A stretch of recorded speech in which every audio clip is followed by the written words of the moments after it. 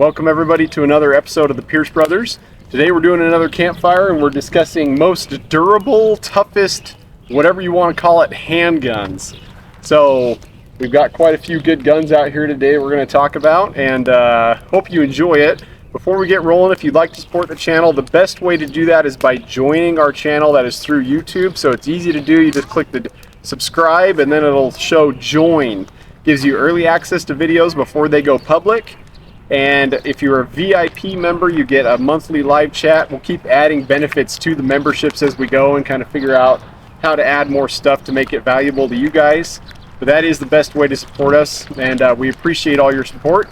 So with that, let's dive right in. And again, this is part one of a few videos we'll do. We'll do rifles, bolt actions, we'll get into some more specifics on the toughest, most durable. Well, we're doing semi-autos today. This is handguns today. We'll do, rifles, whatever down the road. We're doing semi-autos today? We're doing any handgun, okay, yeah. Semi-autos, whatever, yep. That's what I thought. Any handgun today, semi-autos and revolver. So, Jake? Okay, so this is kind of a lot of it kind of depends on how you interpret that definition, Yeah. So my first pick is the 1911. It's, again, been around for coming up on 120 years. It's all steel gun, or most of them, they make some alloy variants and whatnot. But the reason I picked the 1911 is because I can take... So the military, when they first adopted these, they would issue them with this little tool here. It just fits in a pocket, you can put it in a wallet. And if you're using this for, outdoors gun or end of the world situation, you can buy a very small amount of parts and you can keep the gun running with just this little tool here and a few spare parts. So, and I used to own a lot of guns, 1911s, especially Colts. I owned some from as early as 1912. And most of those guns just took a very minor tune-up. A few springs replaced, tune the extractor a little bit, and they'd be back to running 100% again. And they're easy to work on, they're too. Extremely, it's not like they're complicated or anything like that, Yeah, I can take this gun down to every little piece with just this little tool. I can, take it off the grips.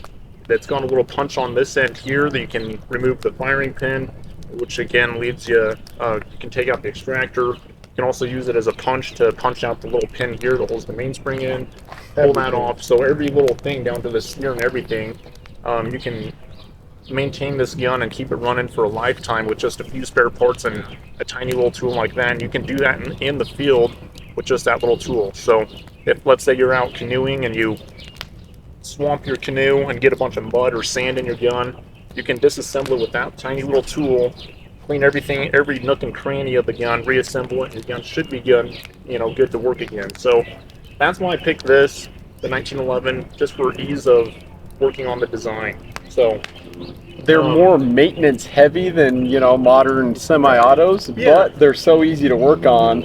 Yeah, and that's the thing. I think I recommend you replace your recoil spring every 2,000 rounds. The modern Glock, I think most models, 9mm or 45, they recommend every 5,000 rounds to replace the recoil spring. So a little more maintenance heavy. Yeah, a little more maintenance heavy in some regards. But I'll inject in that, Jake. I've shot Glocks where within 3,000 or 4,000 rounds that recoil spring was done.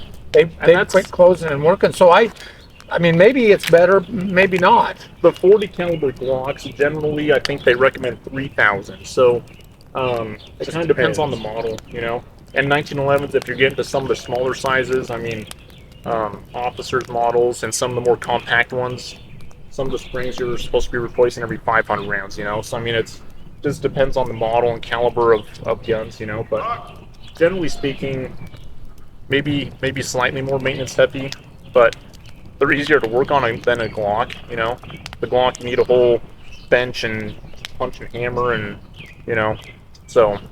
Yeah, or sometimes a new frame. Yeah. I don't. We got a fire here. If you left your Glock a little too close to the fire, you might it might melt. It might melt.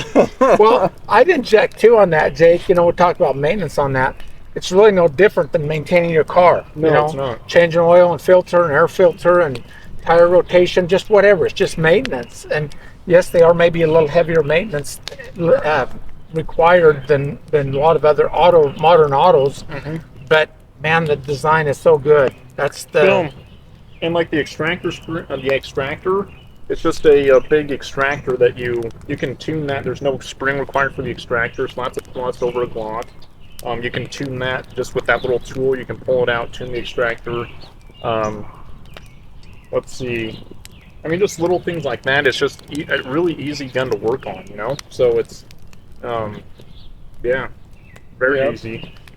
And, I don't know, you get accuracy out of these that you could never get with a Glock, you know, per se.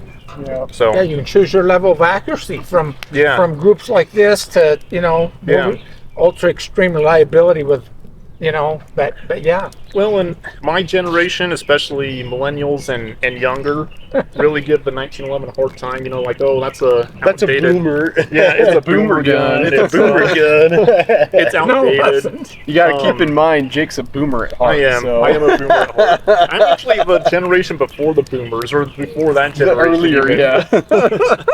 I'm from the 1870s. Yeah, that's Jake. Well, that's you guys, that gun was 34 years old before the first boomer was born. Yeah. So, but yeah, my generation, the younger people give it kind of a hard time. You know, being outdated, low capacity, maintenance heavy. You know, but it's like, how much does a recoil spring cost? $3, $4. Oh my goodness! Yeah. So, and most people don't shoot 2,000 rounds in a year. Most shoot 2,000 rounds in 10 years. You know, so it's, I don't know. Well, you kind of lost a lot of your generation when you started talking about doing maintenance yourself. Yeah. Really? Look at Porter. I don't do maintenance. I think I see a little rust on that trigger over there on your Black Hawk. I know. I still see it from here. Yeah. Well, is that rust? Yeah. Yeah, right here on the back of your trigger. Yeah, that's rust. no, that's not rust. That's dirt. That's dirt. Dirt. That's dirt. Rust. It's all the same. That's trail dust. That's Trail very, dust. very special good stuff. I don't think Porter. Yeah. Anyways, we'll move on here. But There is some rust right here from where the. all right, Port, your turn. All right. Well, If you've watched our channel enough, you know that Porter does not know how to maintain a gun. no. It's not that I don't know how. I just don't do it. If my He gun pays fails, Jake to clean his stuff. The other day, That's the very thing I'm talking about within that generation. What do you mean, clean it or What do you maintain mean, it? What do you mean? well, here's the problem: is that I don't like spending the time to do that. I'd rather hire someone to do it and He make more pays money Jake somewhere else. $20 a gun to clean his guns This is for him.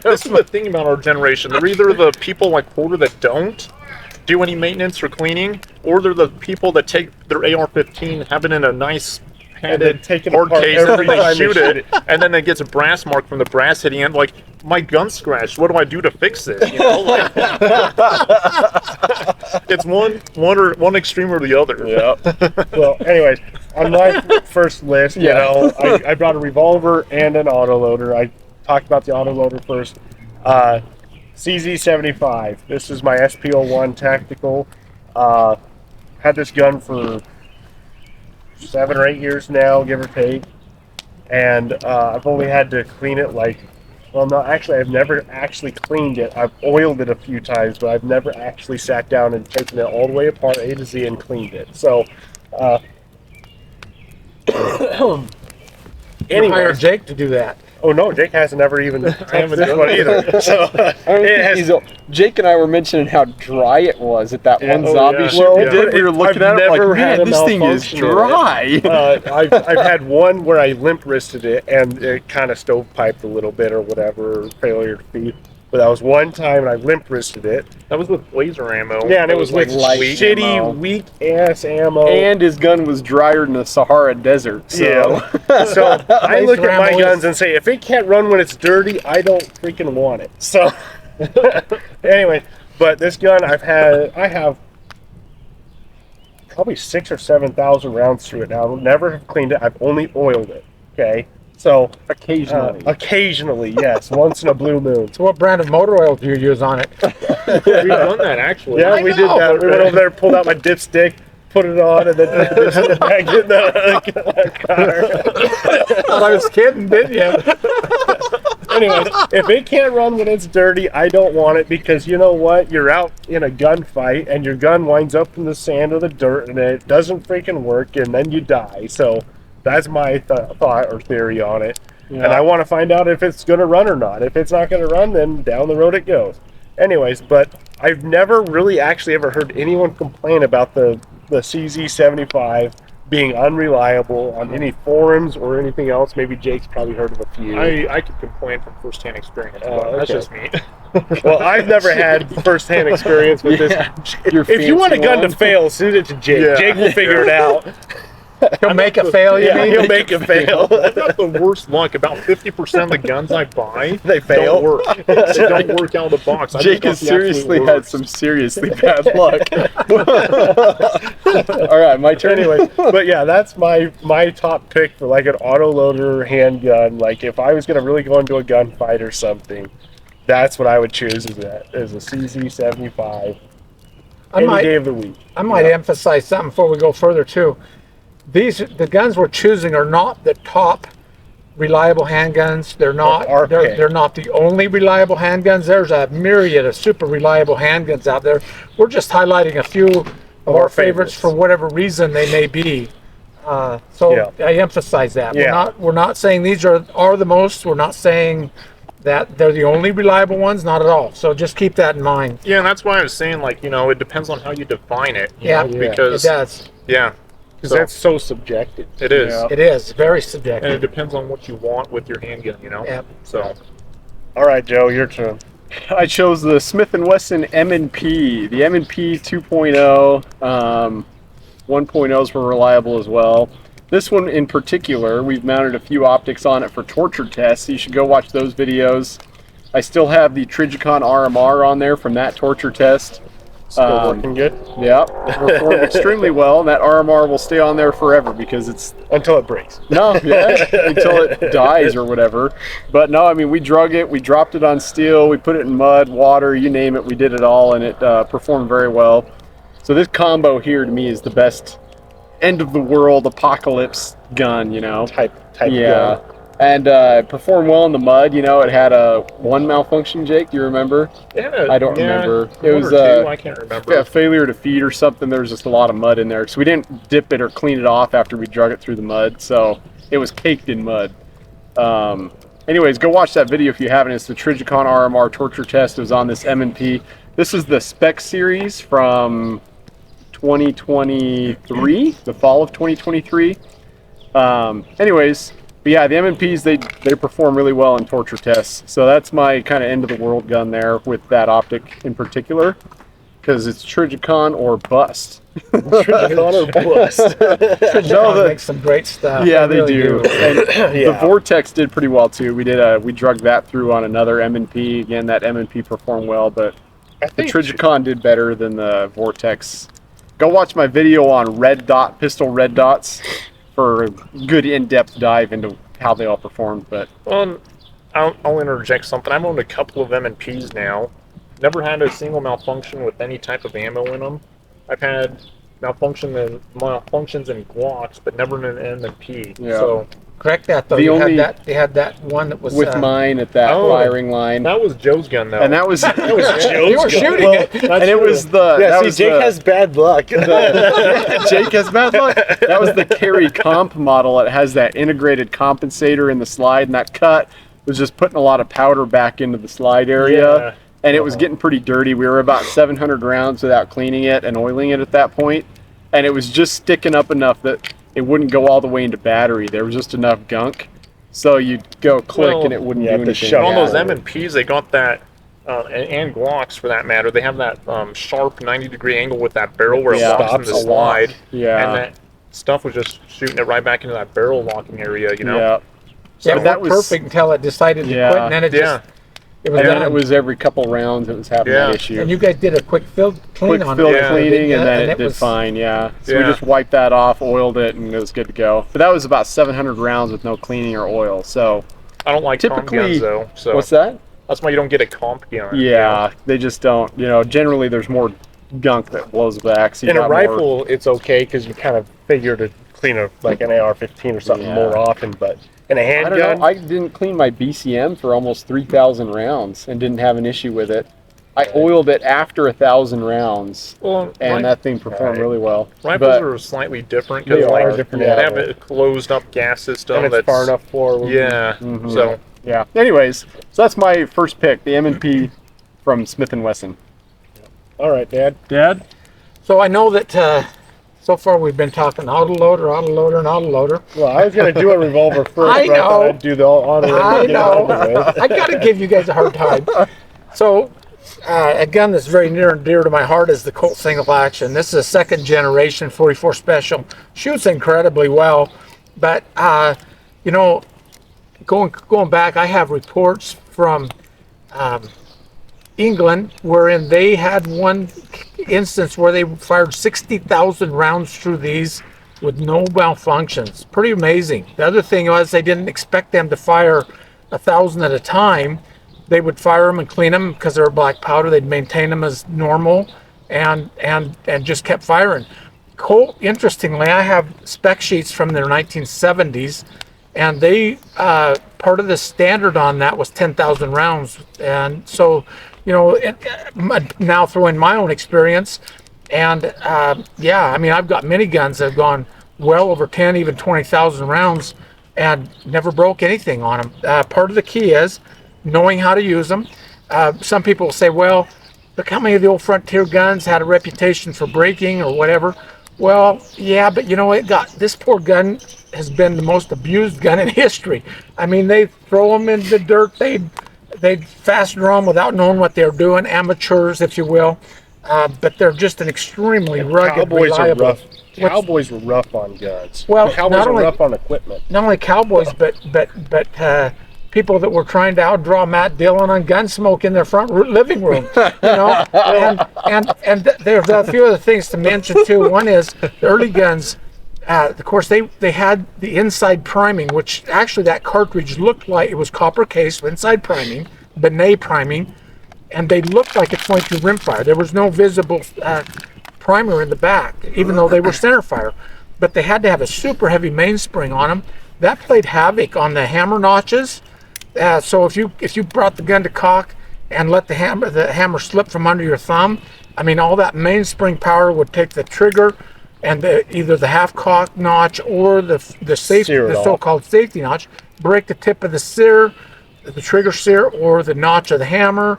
But people didn't know how to use them right. Kind of like Jake talking about the 1911. That, you know, you have to qualify it a little bit. Somebody that knows how to use a single action Colt, I should say, and handle it correctly. You always bring it half cock, load and unload. When you're done, bring it to full cock and then down. Of course, the parts properly tuned. Springs were usually heavy, much heavier than they needed to be. Not just the mainspring, the hand springs. They were, you know, going back on vintage guns, they were very heavy. But when they're properly tuned, man, they just run forever. Eddie Janis, the late Eddie Janis, I should say, who owned Peacemaker Specials, he'd tune them, put in his own custom springs. He said, Brian, I guarantee him for life. He said, and I don't have them come back because guys, I teach them how to use them, and they shoot them, and they just work. And I have to stand here and say he was dead right, because I put tens of thousands of rounds through many, many guns. One gun that I'm going to mention here too is a USFA that this was actually one of my working guns. It's just a standard old rodeo. Has a tremendous amount of wear on it. I've done, of course, my own action job on it. But this gun has well in excess of 20,000 rounds through it. Most of those quite heavy loads, are 285, anywhere from 950 to 1150 feet per second. And it shoots incredibly well, but the gun's still just tight as a drum, super accurate, and they've been dead nuts reliable. I've never had a failure with this gun. Yeah, I have to consider the single action RB pattern gun by somebody that knows how to use the gun, a gun that's properly tuned. It's an ultra reliable gun. So, Jake, next. I would probably pick the Browning High Power. So it was one of the first successful high-capacity 9mm pistols. So 13 rounds plus one of 9mm double-stack magazine. They were designed by John Browning, and I don't even know how to pronounce the Belgian designer's name. It's an unusual name. He's also the one that went on and designed the FAL. So very talented guy, but it was probably more his design than Browning's, because Browning died in 1926 or something, wasn't it? 28, I think. Yeah, and this was still in the early stages. yeah, it was. Even though Browning gets the design the design credit, yeah, he had the roughed in, but yeah, the Belgian designer is technically the one that finished that gun out. Yeah, and it's absolutely a fantastic semi-auto pistol. Of course, they went to the linkless barrel design, which virtually every other semi-auto pistol since then has used, or used a variation of it. It's very similar to a 1911. It's in terms of just maintenance on these. Yeah, pretty simple maintenance and disassembly procedures. It's probably been one of the most successful service pistols in existence, used by 60 to 90 countries worldwide, all the way from 1935. They're still in service today. I know they're being phased out by modern striker-fired pistols and stuff, but yeah, they really are a grand old handgun design. And the ones, they did make a pretty substantial improvement with these. The original guns have an internal extractor, which is, when you compare it to the 1911's internal extractor, the high powers are pretty much weaker extractor design. They're thinner, flimsier design. In 1962 or 64, they went to an external extractor with a spring, and that was a big improvement for the high power. And so if you're ever going to use one for a serious self-defense situation, get a modern internal extractor spring, or internal extractor like this one here. This one actually belongs to my dad now, but this is a first-year production 1935 era gun. I tuned this one up and got it running 100% again, but it required a new extractor just because from 1935 till today, they kind of tend to wear out. So, or get one with an external extractor. They're much easier to tune, and just replace a spring or two and should be good to go again. So yeah, there's a lot of good modern remakes as well. There are. Springfield Armory, the SA-35, the Turkish ones, the Gerson. Yeah, those are. I've owned a couple of those, and those have been really good guns. Yeah. So, yeah, it's hard. It's hard for Browning. I mean, there was a number of reasons actually they discontinued that, but it's hard for Browning to compete with that gun when somebody like Glock or somebody's making a striker-fired pistol for $200 that they could sell for a third the cost and make more money. Yeah, I mean, it was just an uphill battle, and a new generation looked at and didn't appreciate all the solid forgings on those guns, fully machined steel. And they didn't, it didn't really register what the significance that gun was. Yeah. And they're cool, they just have a lot of neat history behind them. So. Yeah. So this one here, of course, was Belgian military, 1935 production. This one here was built after the Germans occupied Belgium during World War II. So this one's 1943 production gun, built under German occupation. The designer actually smuggled the blueprints out of Belgium when the war began, and the Allies started producing the gun in Canada at the Inglis factory, so they're used on both sides during World War II, used all the way to today, So, very cool gun. All right, Porter? My next up on my personal list is a good old-fashioned Blackhawk. Old-fashioned. Yeah. No, it's not. Does that make you? I was gonna say, yeah. This one's a new model. Anyways, the Porter it is. This is my 45 Colt Blackhawk, but I've never had a single hitch with this thing. I've killed bears. Other than the one time deer. he accidentally left his 45 ACP cylinder in there and went to load it. Yeah. He's like, wait a sec. I was like, oh shoot, I gotta go over there and switch it out. Anyways, But no, never had a hitch with this gun. I've killed a deer before at like 80 yards, killed a bear. I've used this gun pretty hard. The cylinder, as you can see, it's pretty. It's probably never been cleaned. Actually, I have cleaned this one. Oh my goodness, the one gun you've ever cleaned in your life? You know what, Joe?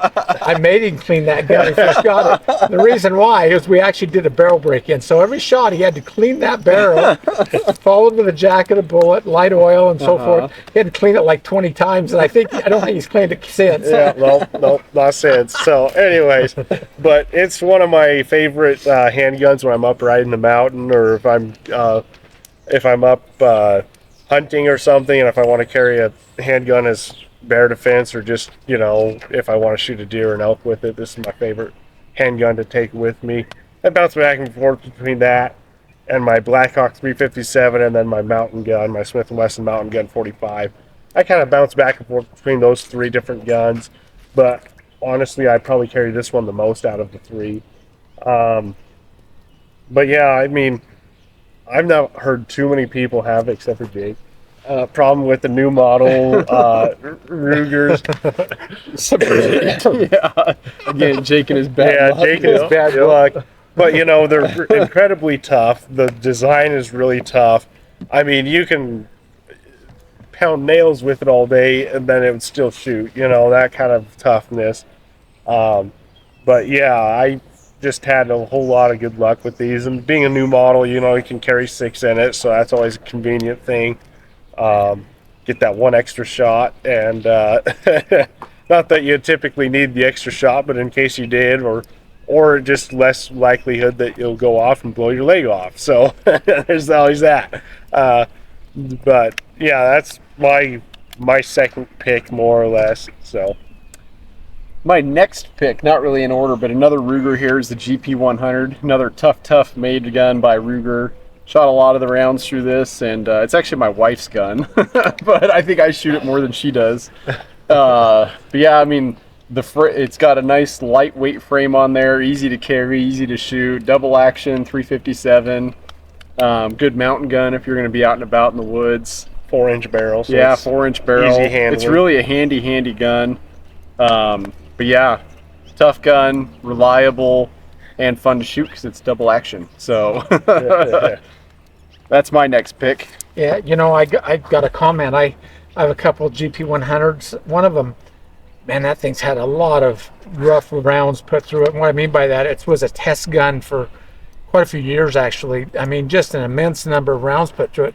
And the gun still runs just like new. I mean, it still locks solid. Of course, they lock. They don't lock at the front of the ejector housing, or ejector rod rather.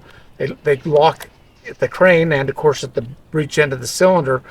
And that's a great system that Bill Ruger came up with on that gun. But they're just tough as nails. They're super durable, super reliable. You just can't hurt them. And I agree, that's a great choice. So. All right, Dad, your next pick. You're next. So I covered the Colt, and a lot of guys I know are going to say, well, they're a lot of money and this and that, or I want a, 44 Magnum or whatever it happens to be. I've put in my time with Ruger single actions too. I got many of them. This is an old flat top Ruger 44 Magnum. They're very rare, 7.5-inch barrel. I've actually got a pair of them. This particular one I've shot a ton. I mean, like lots, and they were all full power loads. It's been a great shooter. Not only is it very accurate, but listen to that action. It sounds how an old model Ruger should. But those guns, again, if you handle them correctly, these are all original parts in this guns. Never broke anything, period. And these have to rank as one of the most reliable, durable handguns ever. And give it to Jake. Jake will figure out how to give it to Jake. Well, I got to finish my comment on that. With that thought in mind, of course, there was a lot of people that still didn't handle them right. They'd break trigger the tip of the trigger off or whatever it was.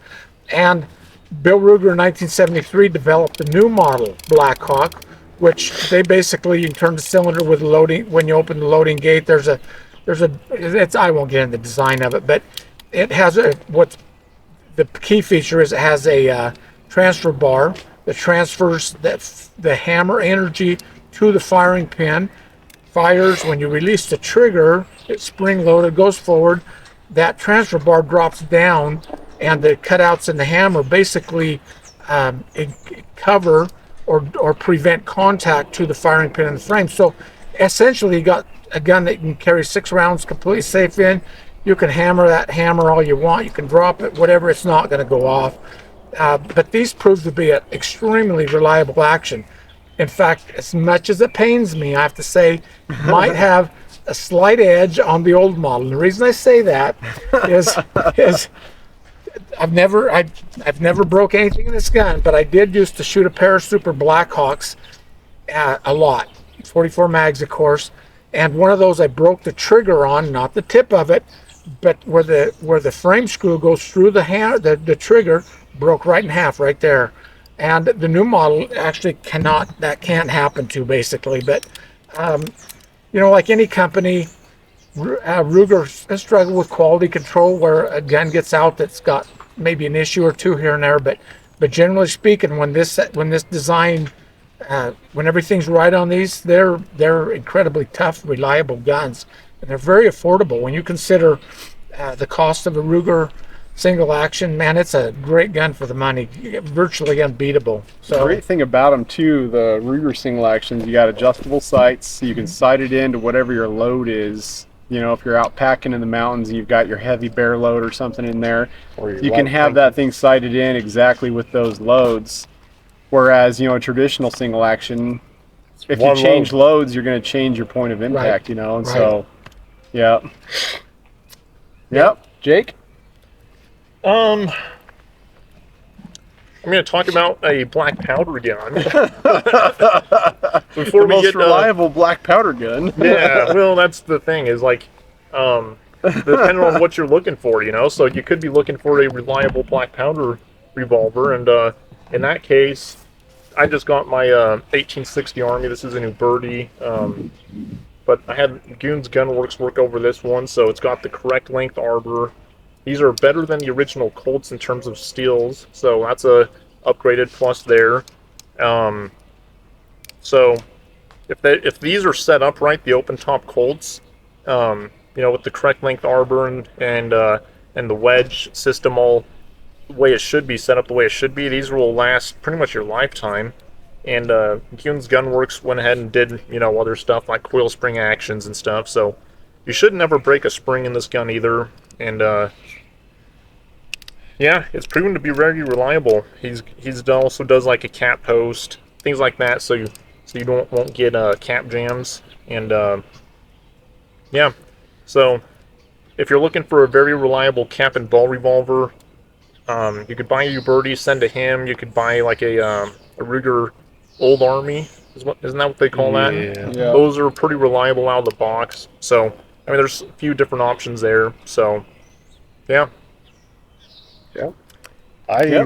You're out. I only brought 2. reliable guns. Well, no, I have my entire safe is full of reliable guns. If it ain't reliable, it's down the road. So Your others need clean. Yeah.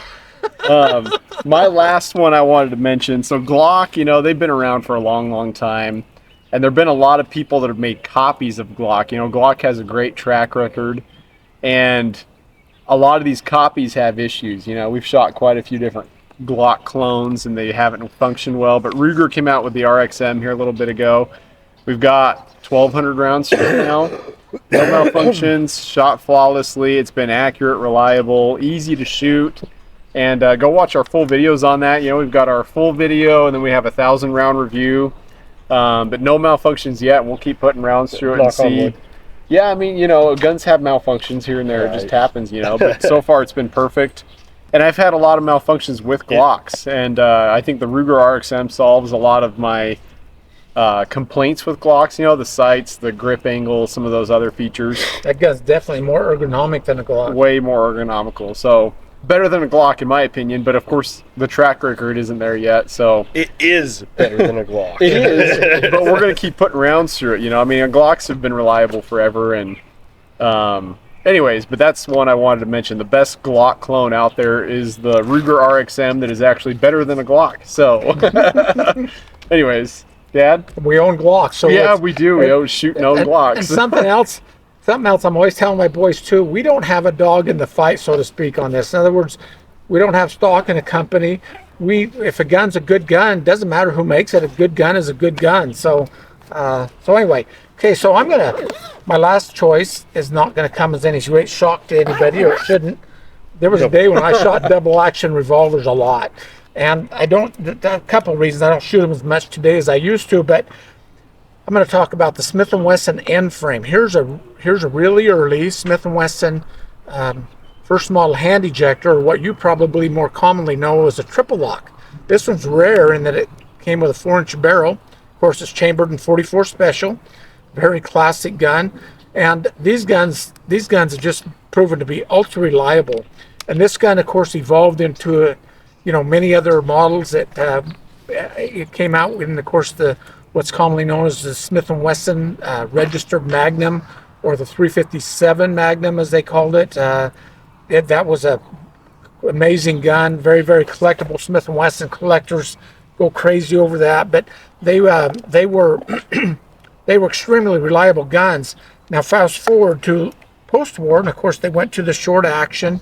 There was a time when I shot a pair of, actually more than a pair, but 4-inch Model 29s considerably, and I didn't bring the one I should have, but there was one that I'd shot so much that the breech end of the barrel would get corroded out to where it was starting to lose accuracy, and sent it back to Smith and had him set the barrel back twice, if that gives you an idea.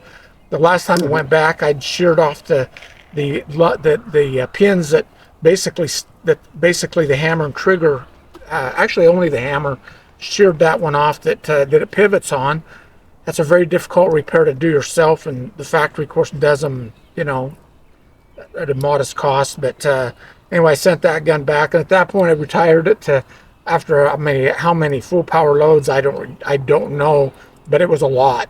And at that point, it's kind of been retired to mid-range loads. It's actually tight, still shoots extremely well. Never had a jack of a bullet through it. It's always been cast bullets. And but I would again, it's a little bit, I got to tell the story a little bit. So I guess there's a popular YouTuber. Now you have to put this image in your head, but I don't really watch YouTube. So my boys tell me about one. If they make me watch one, you have to envision them holding a gun to me and holding the computer from me, making me watch a YouTube. So anyway, Jake was telling me about this YouTuber. I guess he's pretty popular. I have no idea. I don't even know who it was. But he was shooting a Smith 38 special J-frame, and he started shooting it, and then he started having troubles with the cylinder coming out, and within a couple cylinderfuls that had locked up, and he said, see that? Revolvers just aren't reliable. And it comes back to user error is incredible. Here he is posing as an expert enough to try to instruct people on YouTube about guns and shooting and this and that. He had zero idea what he was doing with that gun. All that happened was the ejector rod had backed off the threads, had become loose, and so it was just binding, and it just needed that ejector rod tightened up. Of course, we know in the early seconds. Well, yeah, and there's more to that too. Is that like he was sitting there shooting, the first cylinder or two was going fine, and he's like, kind of like, well, maybe I should revisit revolvers because the accuracy was fantastic. And then a couple cylinders later, the gun starts giving the warning signs. Like, oh, it's starting to get just slightly little sticky opening up. And I was watching, and I was like, well, just tighten the end on the cylinder. Check the gun for a second, And he keeps shooting until it's completely bounds up, and he takes a rubber mallet and beats the gun open, And I'm like, are you an idiot? Yeah, yeah. Well, see, and it goes back to operator error on that, because it's like, okay, if any gun you use, you should be completely educated how to run that gun from A to Z.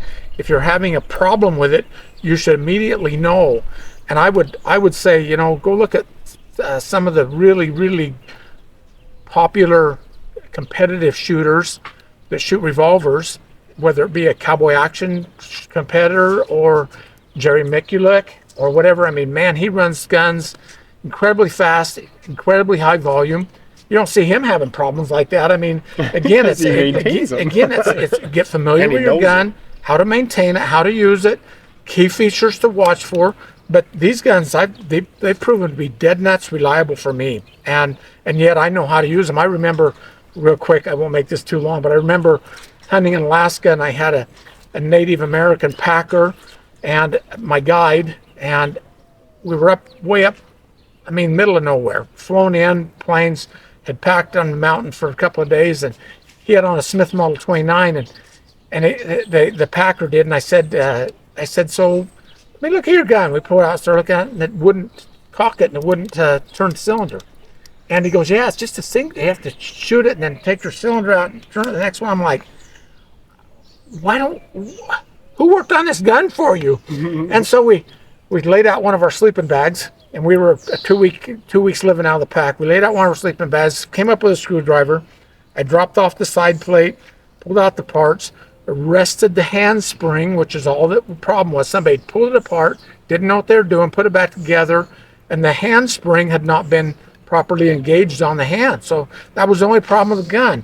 And the guide and this Indian were both sitting there looking at me like, what in the heck? And we put the gun back together, and it just ran perfect. I mean, it was just no issues whatsoever. But again, it comes back to user familiarity with a gun, but I have absolute confidence in Smith & Wesson end frames. With this very gun, I've taken bear, elk, mule deer, antelope. It's been a tremendously accurate gun. I oftentimes, when I buy a particular model of a gun, I'll buy 3 or 4 or 5, even more sometimes, of a given model, and I will shoot them all and see which one is proving to be the most accurate. And that's the one that gets used. And this gun's been an incredible good shooter for me, and it's digested a lot of ammo. And so yeah. Anyway, the 44 mag is a little tough on end frames. I actually feel that the 44 Special, even with heavy loads, is probably a little bit more durable. I talked about shearing off the hammer pin in the frame on one that had been fired a tremendous amount with heavy loads. The 44 Special is not known to doing that, even with heavy loads. And honestly, a 250 grain bullet, hand loaded, Keith style at 12,000 to 1,200 feet per second. Now these, you can kill elk, deer, anything you need with that. In fact, I've stopped bear charges with that. So this is a pre-Model 24, a Model 1950 Target. Again, ultra reliable.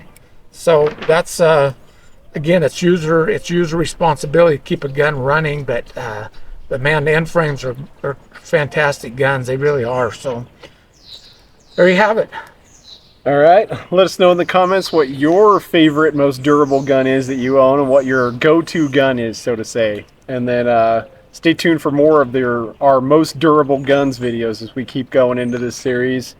Which category of guns do you want to see next? Let us know that in the comments as well. And thanks for watching as always, and we'll see you next time.